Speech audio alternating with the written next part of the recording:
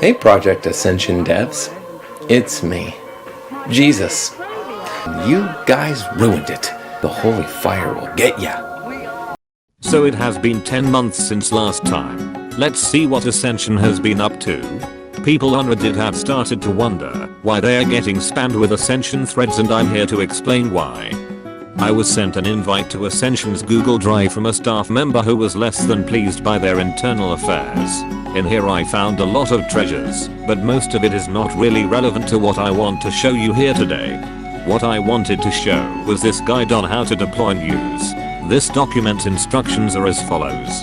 Submit the news article to Reddit and link it to Valhalla to boost the post. And monitor the community for any misconceptions. This was made very obvious with their advertisement for Seasonal 2. Their post got like 50 upvotes in 15 minutes and obviously people questioned it. Quite a coincidence they received so many upvotes, yet no one in the comments are positive.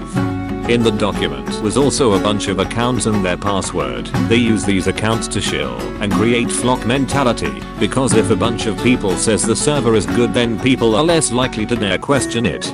Just look up some of these accounts yourself and read what kind of absolute bullshit they are spewing.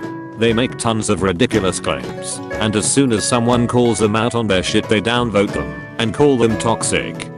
And I know they have more accounts, and the ones are listed. This document has not been updated for almost 2 years. I'm not saying there is no one that enjoys the server, but it is kind of hard to determine who is telling the truth when they do shit like this. If you want to defend your server, then make an account named Ascension so people know who's talking. Hiding behind a swarm of accounts is pathetic. And this does not only apply to Reddit. If we compare the views, likes, and dislikes on my first review in my studio, you will see that in the studio it has 43 dislikes too many.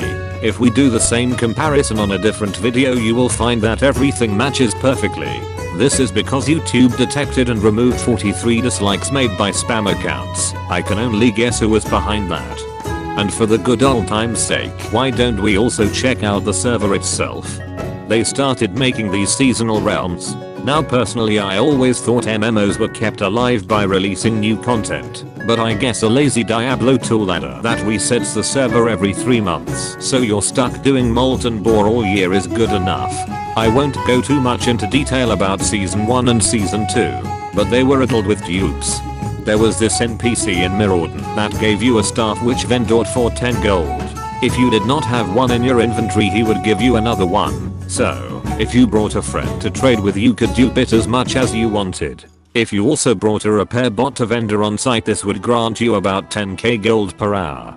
Additionally, if you remember the box dupe from last video that reset its loot table when dropped to another player, they reintroduced that dupe 3 times by adding different types of loot boxes and forgot to make them soulbound. Astonishing hindsight. The amounts of dupes on Ascension is closing in on 2 digits. That must be a record or something. I've never heard of a server with that many dupes before. Fast forward to Season 3. They introduce Wildcard, where all players' builds are randomized. I'm not sure what people see in this. I always preferred getting good over getting lucky, but oh well. There is no denying that there is a lot of players, but majority of them are in starting zones re-rolling for 1 hour until they get their preferred starting skills. Then once they get a bunch of dogshit spells halfway to 60, they have to go back to level 1 and start re-rolling again. That's basically Wildcard in a nutshell. Level 30 characters up to level 60 until you finally get lucky.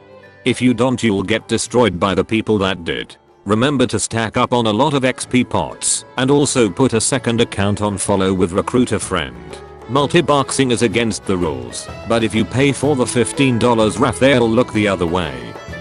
Luckily leveling is not that hard since they introduced this retarded system that made professions grant XP. Smelting copper is at least 10 times more efficient than questing, and the XP granted scales with your level 2. 2.4k XP for rough sharpening stones is pretty decent XD. They also forgot to remove an item from a vendor that allowed you to remove Wildcard and pick your own abilities, so there are players who created their own meta builds. This guy even admitted he abused it, and GMs decided to reward his honesty by not punishing him. Sounds fair, right? On season 3 they also introduced phasing between high risk and no risk players, so they can be on the same server. This has brought many issues with mobs appearing and disappearing randomly in both the world and inside of dungeons, because you sometimes randomly switch phases. What is even more stupid is that you can switch your character between no risk and high risk at any time, so you can farm up gear safely avoiding risk altogether, which makes absolutely no sense at all. Not that it mattered what you picked anyway. The first 2 weeks of launch gear drop did not work at all. It did however get fixed later on. Well, kind of anyway. It works when it feels like it. For example, this guy does not drop any gear when he dies. But when the same guy kills the other guy he drops gear, and this happened multiple times, so don't accuse me of nitpicking a situation here. Since no risk and high risk are on the same realm, they introduced Dungeon Finder to season 3. Because of this you can just teleport into a dungeon to avoid ganks. I'm honestly speechless. Additionally, there is a bug that will let you log out mid-combat to escape gankers. Slow fall gives you full damage. No slow fall gives you no full damage. Seems like this guy did not feel like dying. The balanced team is as good as always.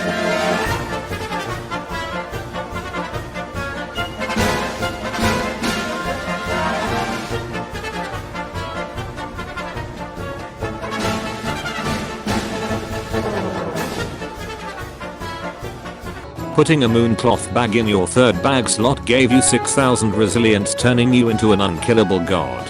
How the fuck does this bug even happen anyway? And this clip up next is just comedy gold.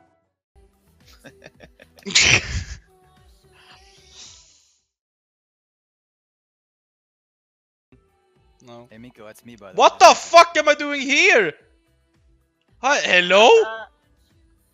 Game? What the fuck? How? Why am I floating in the air, man? What the Oh my What god, the- he's fucked. What the fuck? How do I create a clip? That was You can't even relog safely. Is this 2009 or 2019? I honestly can't tell.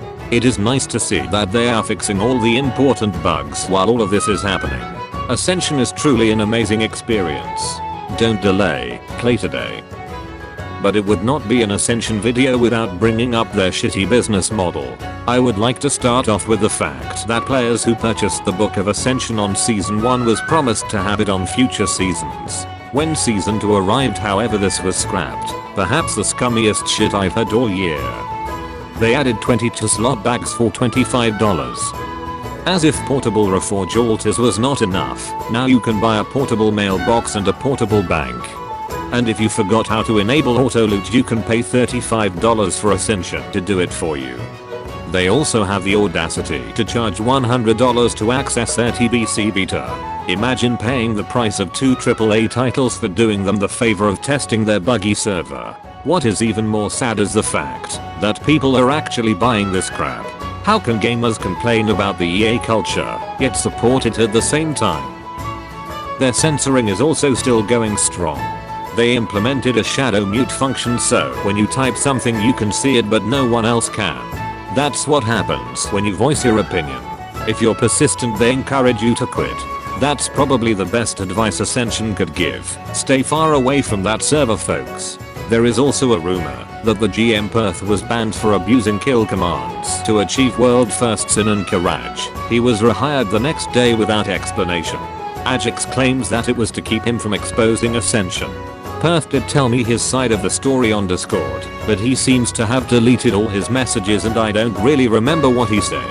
I was actually not going to make another video about Ascension, but after one of their developers accused me of donating to Soda Poppin', I was obviously not going to let that slide.